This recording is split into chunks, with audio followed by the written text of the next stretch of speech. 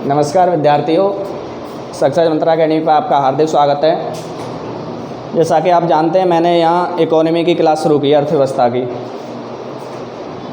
तो मेरी 2 video already आ चुकी हैं, ये मेरी तीसरी वीडियो है। और आपने मेरी 2 वीडियो नहीं देखी हैं तो उन्हें अवश्य देखना। जैसे कि फर्स्ट वीडियो में मैंने अर्थव्यवस्था में आपको पढ़ाया है अर्थव्यवस्था के प्रकार, टाइप ऑफ इकोनॉमी, अर्थव्यवस्था के प्रकार। दूसरी वीडियो में पढ़ाया है प्रमुख आर्थिक क्रियाएं।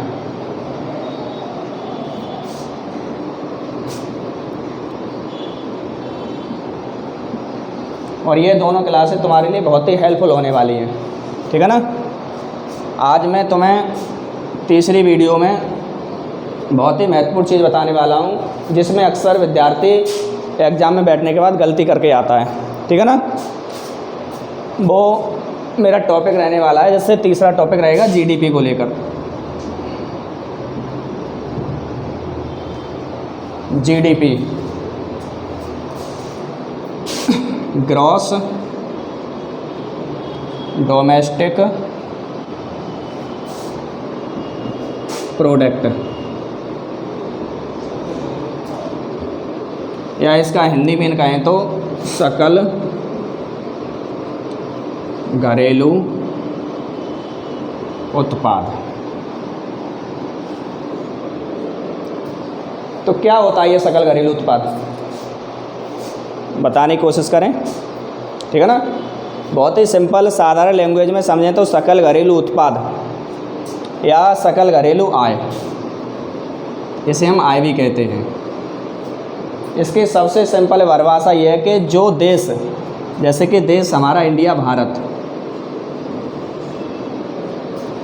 क्या करता है कि एक वर्ष में पूंजी का कहीं ना कहीं उत्पादन करता है।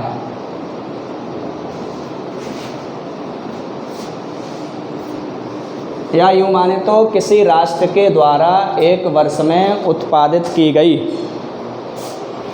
पूंजी को हम कहते हैं सकल घरेलू उत्पाद या आय, ठीक है ना। अन्य परिभाषाओं में ये समझेंगे कि किसी देश की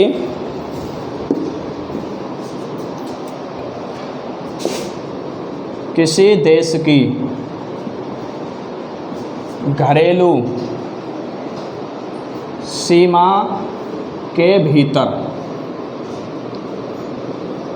और एक वर्ष के अंदर, यहाँ पे ये शब्द हम हमेशा याद रखेंगे, किसी देश के घरेलू सीमा के भीतर। और ये भीतर जब बात होगी तो वो एक वर्ष को लेकर बात हो रही होगी। मैंने आपको पहले ही बताया था कि जब कोई राष्ट्र या जब कोई देश एक वर्ष में जितनी पूंजी का उत्पादन करता है उसी को जीडीपी बोला जाता है। तो यहाँ क्या है, किसी देश की घरेलू सीमा के भीतर और किस एक वर्ष में उत्पादित समस्त वस्तु, जैसे इंडिया के अंदर एक वर्ष में जितनी भी वस्तुएं उत्पादित होती हैं। अब वस्तुएं विभिन्न प्रकार की होती हैं, चाहे वस्तु कोई भी हो, उसका क्या हो रहा हो, यहाँ देखेंगे उत्पादन हो रहा हो, ठीक है ना। किसी देश के घरेलू सीमा के भीतर और एक वर्ष के अंदर, क्योंकि हम जीडीपी एक वर्ष के ही निकाल के लेके चलते हैं, ठीक है ना। उत्पादित समस्त वस्तु, जितनी भी वस्तुओं का निर्माण हो रहा है, चाहे आप वस्तु मान लो सुई बना रहे हो बेशक, और यहाँ बड़ी वस्तु चाहे आप हवाई जहाज़ बना रहे हो, छोटे से लेकर बड़ी वस्तु भी बना रहे हो, तो सब ये जीडीपी के अंतर्गत आएगा।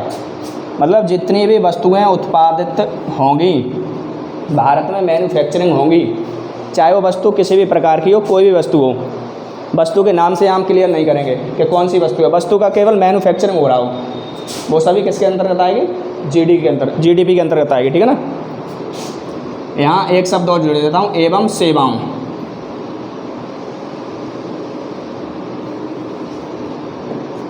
किसी देश के घरेलू सीमा के भीतर एक वर्ष के भीतर उत्पादित समस्त वस्तु, ठीक, इसको जीडीपी में गिनेंगे, प्लस किसको गिनेंगे, सेवाएं।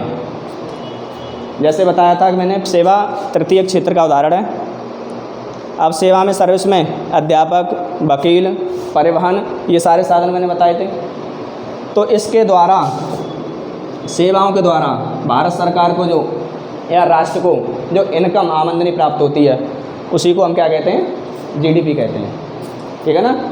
तो निश्चित ही आप समझ पाए होंगे जीडीपी क्या होती है। जीडीपी ये होती है कि एक वर्ष के भीतर किसी राष्ट्र ने, किसी देश ने कितनी पूंजी का निर्माण किया, समझ रहे हो, उसको हम जीडीपी कहेंगे।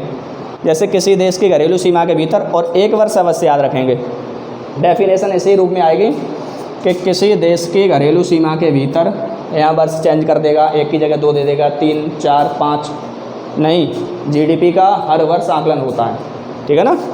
उत्पादित समस्त वस्तु, अब वस्तु कोई भी हो, मैंने लिख दिया सुई से लेकर हवाई जहाज, रेलगाड़ी, जितनी भी वस्तुएं मैन्युफैक्चरिंग होती हैं वो सब जीडीपी के अंतर्गत गिनेंगे। ठीक है ना। और जितनी भी सेवाएं लोगों द्वारा दी जाती हैं वो सब जीडीपी के अंतर्गत आती हैं। ठीक है ना। तो निश्चित ही आप जीडीपी समझ गए होंगे, और समझते हैं, आगे चलते हैं। जीडीपी में और भी 2-3 बातें शामिल हैं।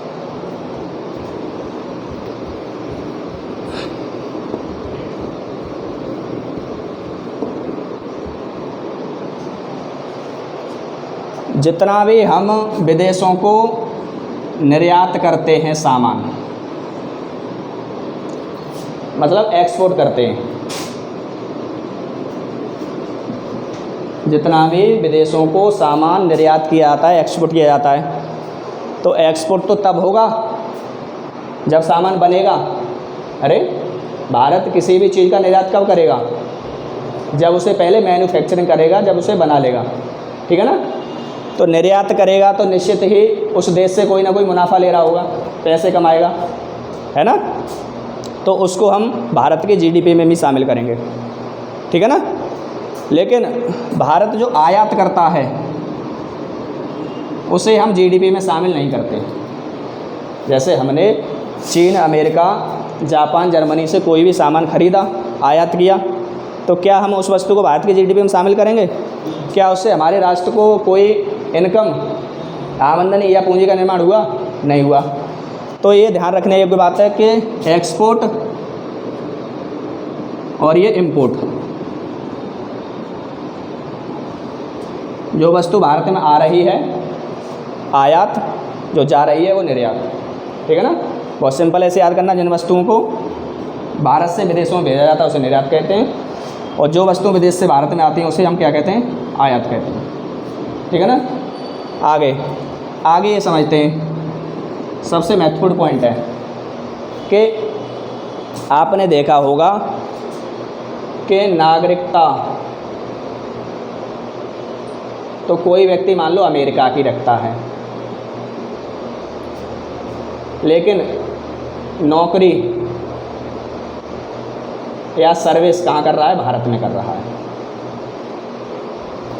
ऐसे बहुत से सर्विसमैन आपको मिलेंगे जिनके पास नागरिकता अमेरिका, जापान, ब्रिटेन, जर्मनी, रूस, कहीं की भी हो सकती है, लेकिन वो अपनी सर्विस कहाँ दे रहे हैं? इंडिया में, भारत में। ठीक है ना। तो भारत में सर्विस देंगे तो क्या करेंगे? भारत से कुछ ना कुछ वेतन लेंगे, तनख्वाह लेंगे। ठीक है ना। आय प्राप्त करेंगे, और उस वेतन पर निश्चित ही भारत सरकार उनसे इनकम टैक्स लेगी, और उस इनकम टैक्स से क्या हुआ? सरकार को आय प्राप्त हुई या नहीं हुई? अरे कि यहाँ क्वेश्चन पूछा जाता है कि विदेशी तो नागरिक है, क्या है? नागरिक कहाँ का है? विदेशी, विदेशी नागरिक। और निवासी कहाँ कर रहा है? वो निवास कहाँ कर रहा है? भारत में। तो उसकी जो आय है इसको हम भारत के जीडीपी में ही शामिल करेंगे। ये विशेषता याद करके रखने योग्य बात है। बात समझ में आई? जैसे भारत में इनकम टैक्स का सरकार ने जो स्लैब रखा है, उसके अंतर्गत वो आय कहीं ना कहीं से प्राप्त करेगा नौकरी के द्वारा, तो वो निश्चित ही भारत सरकार को इनकम टैक्स दे के जाएगा, ठीक है ना। और इस इनकम टैक्स को मैंने अभी बताया था कि सेवाओं का अंतिम मौद्रिक मूल्य जीडीपी होता है। तो यहाँ क्या दे रहा था, वो नौकरी के द्वारा सेवा दे रहा था, किसके लिए, भारत के लिए। भारत सरकार उसे बदले में क्या दे रही थी, वेतन दे रही थी। लेकिन वेतन पे सरकार ने क्या लगा रखा है, इनकम टैक्स लगा रखा है। और इस इनकम टैक्स को हम भारत की जीडीपी में शामिल कर लेंगे निश्चित ही। इसका अपोजिट क्या होगा, इसका अपोजिट यह है कि नागरिक तो हमारे भारत का है,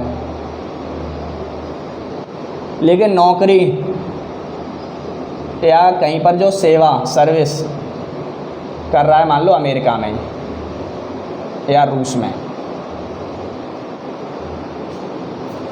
भारत का नागरिक कहाँ रह रहा है, या तो अमेरिका में रह रहा है या रूस में रह रहा है। तो रूस या अमेरिका से क्या प्राप्त कर रहा है वो, मतलब रूस या अमेरिका से वेतन, तनख्वाह, पैसा प्राप्त कर रहा है।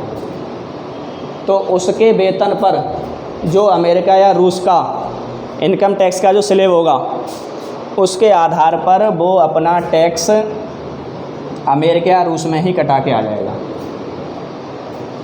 इस प्रकार उसकी जो आय होगी, इनकम होगी, वो भारत में टैक्स फ्री होगी।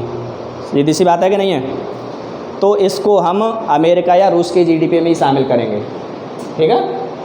शुद्धतः समझने वाली बात यह है, यहाँ समझिएगा कि विदेशी नागरिक है और भारत में रह रहा है, नौकरी कर रहा है, आय प्राप्त करता है।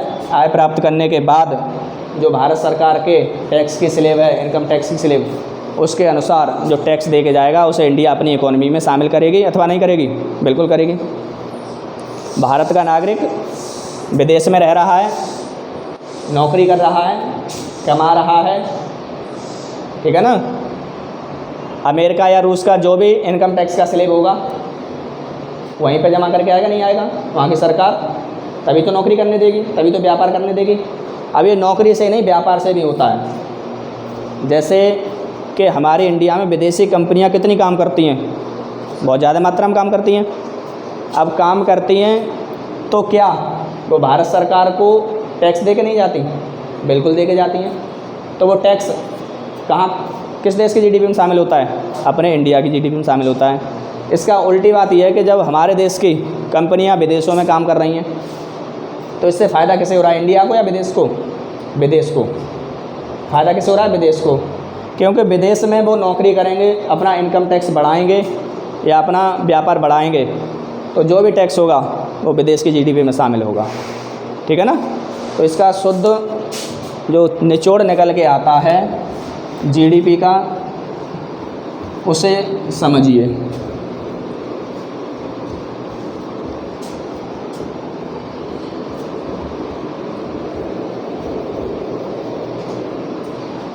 तीन पॉइंट ये याद रखने ज़रूरी हैं, आपकी जीडीपी से कोई क्वेश्चन नहीं बचेगा किसी भी एग्ज़ाम में।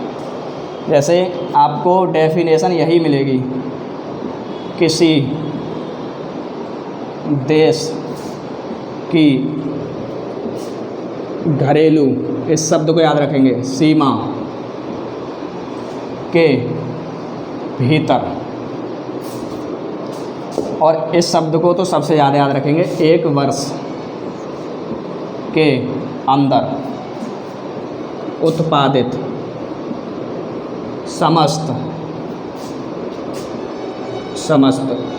वस्तु एवं सेवाओं का अंतिम मौद्रिक मूल्य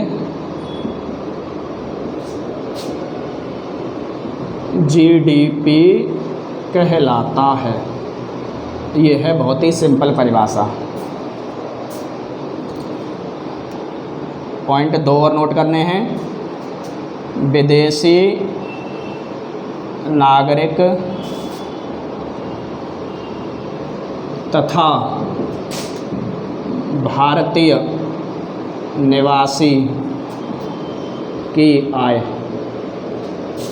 भारत की जीडीपी में शामिल की जाती है। ठीक है ना। इसका अपोजिट आप लिख सकते हैं, अपने आप से तैयार कर सकते हैं। ठीक है, धन्यवाद। और देखिए ये वीडियो बहुत ही हेल्पफुल होने वाली है। Thank you.